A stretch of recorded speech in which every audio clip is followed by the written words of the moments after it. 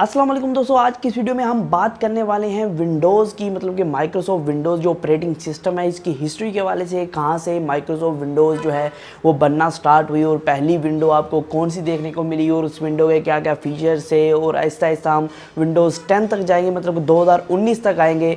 1980 से ये काम शुरू हुआ जो विंडोज़ का ऑपरेटिंग सिस्टम का, माइक्रोसॉफ्ट विंडोज़ ऑपरेटिंग सिस्टम जब बनना शुरू हुए तो पहला ऑपरेटिंग सिस्टम लॉन्च किया गया। उसके बाद में विंडोज़ 10 तक का सफ़र कैसा था विंडोज़ का, इसके हवाले से मुकम्मल आपको मालूमात दूंगा। तो वीडियो में साथ रहिएगा। और काफ़ी वीडियो थोड़ी सी लंबी हो सकती है, लेकिन इस वीडियो के अंदर आपको काफ़ी ज़्यादा इन्फॉर्मेशन मिल जाएगी विंडोज़ ऑपरेटिंग सिस्टम के हवाले से। उससे पहले दोस्तों, अगर आपने हमारा चैनल अब तक सब्सक्राइब नहीं किया तो नीचे जाके लाल कलर का सब्सक्राइब बटन आ रहा होगा, उसे दबा सकते हैं और घंटे के बटन दबा सकते हैं। इसी तरह की इन्फॉर्मेटिव वीडियोज़ आपको मिलती रहेंगी उसकी बदौलत जब आप घंटे के बटन दबा देंगे।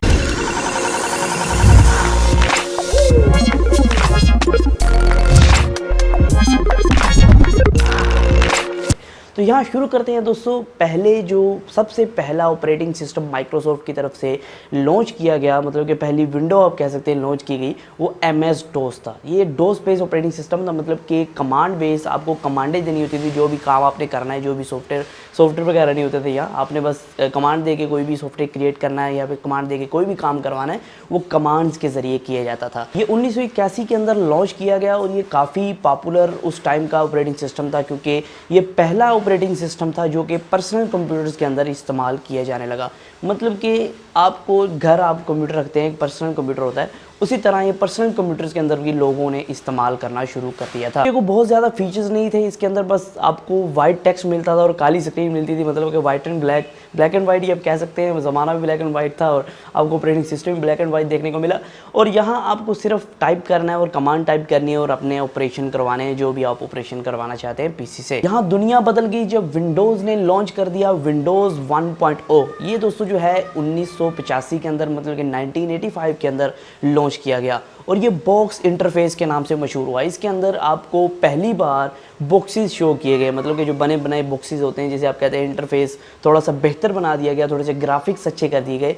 और इस विंडो में आपको पहली बार बॉक्स इंटरफेस देखने को मिला, जिससे आप काट सकते हैं, कैंसिल कर सकते हैं, लोडिंग होती नज़र आ रही, थोड़ा कुछ आपको देखने को मिला इस इंटरफेस में। और ये इंटरफेस जब पहली बार इस्तेमाल किया गया, पहली बार लोगों ने इस्तेमाल किया, तो उनकी तो जैसे दुनिया ही बदल गई थी। 1987 के अंदर विंडोज़ ने विंडोज़ 2.0 को लॉन्च कर दिया। ये दोस्तों पहले से अपग्रेडेड वर्जन था और इसके अंदर काफ़ी फीचर्स को इंट्रोड्यूस करवाया गया, जैसे कि इसके अंदर आपको ग्राफिक्स जो है वो पहले से काफ़ी बेहतर देखने को मिल रहे थे। और यहाँ आपको जो है कीबोर्ड शॉर्टकट्स का ऑप्शन दे दिया गया, मतलब कि जो कीबोर्ड शॉर्टकट्स आजकल लोग बहुत ज़्यादा इस्तेमाल करते हैं अपनी विंडोज़ के अंदर, तो वो जो शॉर्टकट का ऑप्शन पहली बार किसी विंडो में इंट्रोड्यूस करवाया गया वो विंडोज़ 2.0 थी। यहाँ दोस्तों 1990 के अंदर विंडोज़ 3.1 और 3.0 को इंट्रोड्यूस करवाया गया।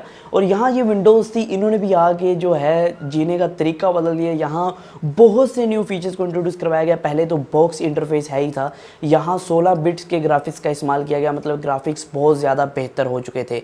अब लोग इस ऑपरेटिंग सिस्टम पे गेमिंग भी कर सकते थे। जी हाँ दोस्तों, ये पहला ऐसा ऑपरेटिंग सिस्टम था जिसने गेमिंग की दुनिया में पीसी की एंट्री, जिसने पीसी ने गेमिंग की दुनिया में एंट्री मार ली। और यहाँ तो लोग जो है अपनी पीसी के अंदर भी गेम्स खेल पाएंगे।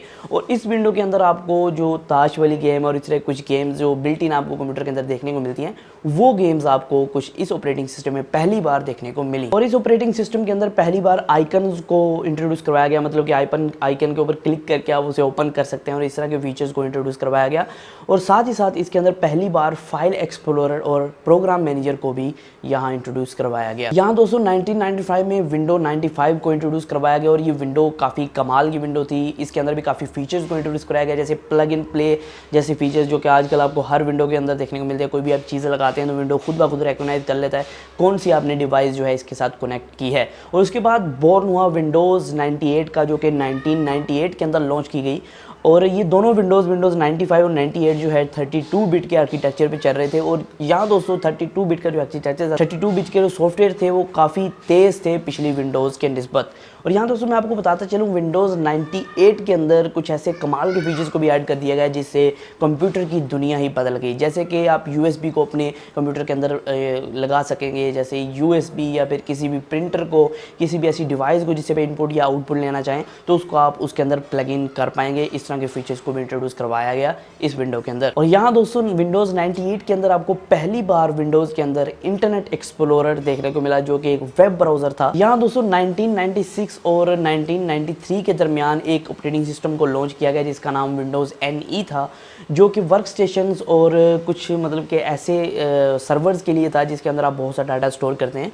ये मतलब कि कमर्शियल आप ऑपरेटिंग सिस्टम कह सकते हैं। और ये मल्टीटास्किंग के लिए सबसे पहला विंडोज़ ऑपरेटिंग सिस्टम माना गया जिसके अंदर आप मल्टीटास्किंग भी कर सकते थे। यहाँ दोस्तों फिर बॉर्न हुआ एक नए लेजेंड का विंडोज़ 2000 के अंदर, मतलब कि 2000 सन के अंदर विंडोज़ 2000 का बॉर्न हुआ, जिसके अंदर आपको बहुत से न्यू फीचर्स देखने को मिले। जैसे कि इसके अंदर आपको नेटवर्क शेयरिंग का ऑप्शन मिला, आप कोई भी चीज़ शेयर कर सकते थे, कोई डिवाइस के साथ नेटवर्क शेयरिंग कनेक्शन बना सकते थे और बहुत से इस तरह के फीचर्स देखने को मिले। और यहाँ आपको इंटरनेट की फैसिलिटी है वो पहले से तेज़ देखने को मिलती थी, मतलब कि इंटरनेट जो है इसके अंदर काफ़ी फास्ट और अच्छी तरह वर्क करता था। इसके अंदर जो इंटरनेट की कनेक्टिविटी है वो बहुत ही आसान कर दी गई। इसको प्रिंटर का कनेक्ट करना इसके अंदर और इंटरनेट को कनेक्ट करना बहुत ही आसान हो गया था पहले ऑपरेटिंग सिस्टम की निस्बत।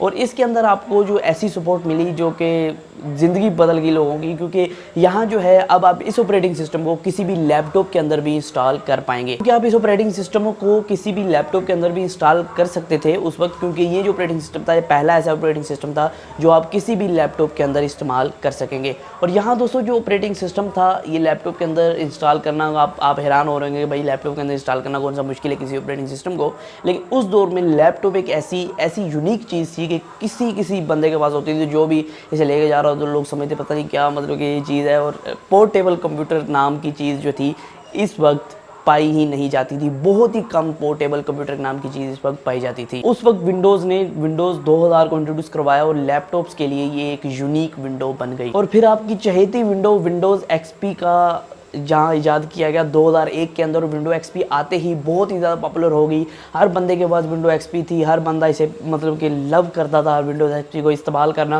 विंडोज़ XP जो नई है इसकी वॉलपेपर की वजह से, इसके colour combination, colour looks, interface की वजह से विंडोज़ XP बहुत ही ज़्यादा पॉपुलर हो गई। तो अभी तक इसे कुछ लोग ऐसे हैं जो अभी तक यूज़ कर रहे हैं। हालाँकि बिल गेट्स की तरफ से कह दिया गया है कि विंडोज़ की, तो माइक्रोसॉफ्ट की कह दिया गया है कि इसकी अपडेट आपको नहीं मिलेगी, सिक्योरिटी पैचेस इसके बहुत देर से बंद हो चुके हैं, लेकिन अभी तक लोग इसे इस्तेमाल कर रहे हैं। तो विंडोज़ की जो विंडोज़ XP थी इसके अंदर क्या क्या न्यू फीचर्स इंट्रोड्यूस करवाए गए दोस्तों। इसके अंदर आपको पहली जो बहुत ही यूनिक फीचर मिला वो ये था, इसके अंदर वायरलेस टेक्नोलॉजी का आपको सहूलत दे दी गई थी, मतलब कि ब्लूटूथ, वाईफाई, इस तरह की आप जो मतलब कि वायरलेस टेक्नोलॉजी है इसको इस ऑपरेटिंग सिस्टम में इस्तेमाल कर पाते थे।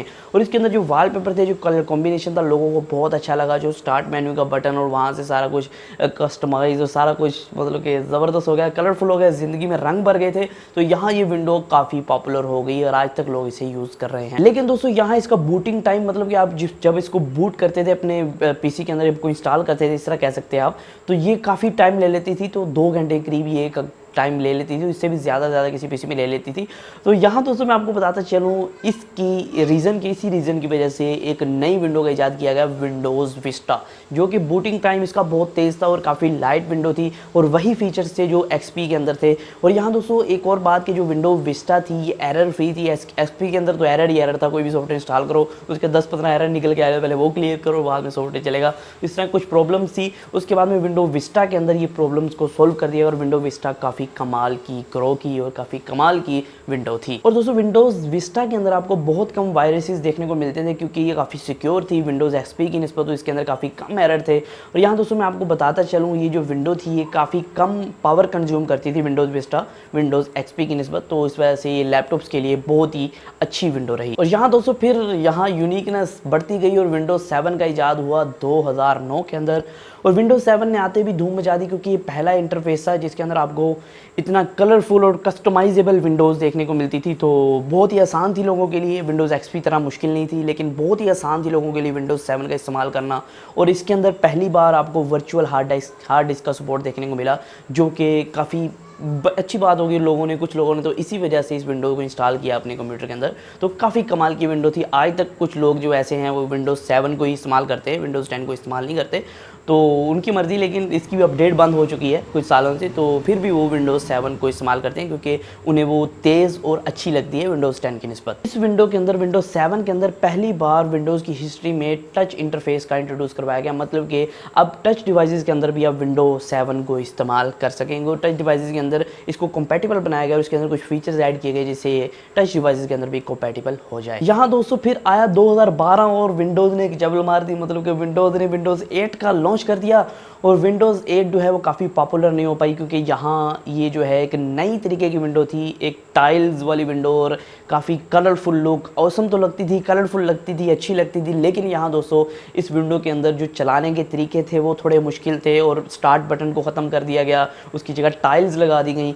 और यहाँ दोस्तों और भी कई ऐसे फीचर्स थे जो इसके अंदर से हटा दिए गए थे, एक हिसाब से हटा नहीं गए थे, वो थोड़े से बैकवर्ड कर दिए गए थे, लोगों की आंखों से थोड़ा सा परे कर दिए गए थे। ये विंडोज़ जो है टच टैबलेट्स के लिए या भी किसी भी ऐसे टच डिवाइसेस के लिए बहुत बेहतर थी क्योंकि इसके अंदर स्पेशली इसको ऐसे बनाया गया था कि ये जो टच डिवाइसेस है इसके ऊपर काफ़ी अच्छे से चल पाएँ, लेकिन ये लोगों को काफ़ी पसंद नहीं आई और ये जो विंडोज़ का माइक्रोसॉफ्ट विंडोज़ का ये कदम था ये फ्लॉप हो गया, मतलब कि ये विंडोज़ है काफ़ी ज़्यादा फ्लॉप में घाटे में चली गई थी। और यहाँ दोस्तों फिर हुआ 2015 आ गया और यहाँ विंडोज़ 10 को लॉन्च कर दिया गया। 2015 के अंदर लोगों की ज़िंदगी बदल दी क्योंकि यहाँ विंडोज़ 8.1 या 8 का सबसे बेहतर अल्टरनेटिव आ चुका था विंडोज़ 10 और इसके अंदर आपको स्टार्ट मेन्यू भी देखने को मिलता था, जो रंग बिरंगी टाइल्स हैं वो भी देखने को मिलती थी, इसके अंदर आपको अपना स्टोर भी देखने को मिलता, तो बहुत सी चीज़ें आपको देखने को मिलती थी विंडोज़ 10 के अंदर।